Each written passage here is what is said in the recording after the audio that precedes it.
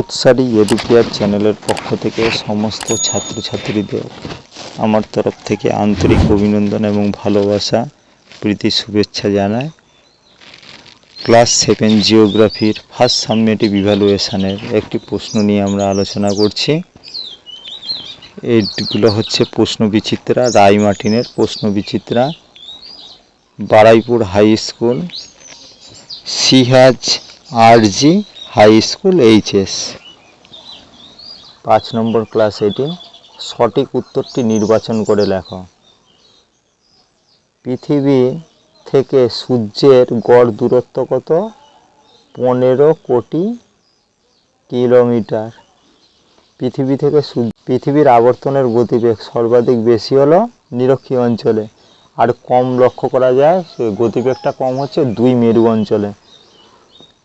সৌর বছর ধরা হয় 365 দিনকে, অনেকে এটা আবার 366 করে দেবে, লক্ষ্য করবে 365 দিনকে হচ্ছে সৌর বছর ধরা হয়। ভারতের প্রমাণ দ্রাঘিমার মান হলো 82 ডিগ্রি 30 মিনিট পূর্ব। ভারতের প্রমাণ দ্রাঘিমার মান হলো 82 ডিগ্রি 30 মিনিট পূর্ব।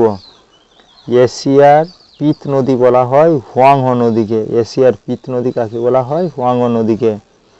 বিশ্বের বৃহত্তম সামুদ্রিক তৈল খনি হলো সাফানিয়া।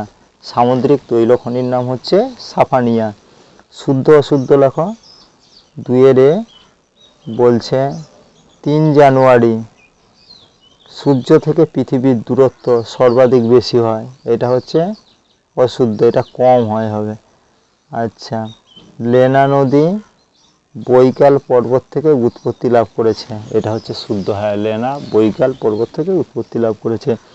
এবার ডান এবং হচ্ছে বাম ডামের স্তম্ভ দিয়েছে তোমাদের। দেখো, কর্কট ক্রান্তি রেখা হবে, এটা হবে 23.5 ডিগ্রি উত্তর।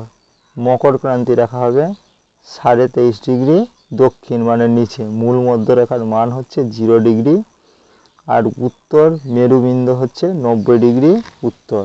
তাহলে উত্তর মেরুবিন্দু হচ্ছে কি 90 ডিগ্রি উত্তর। এখানেই তোমাদের শর্ট কোশ্চেনের এটা শেষ। এখানে ক্লাসটি শেষ করছি। যদি তোমাদের ভালো লেগে থাকে লাইক করো, শেয়ার করো এবং সাবস্ক্রাইব করো, বন্ধুদের কাছে চারদিকে ছড়িয়ে দাও। Thank you for this watching.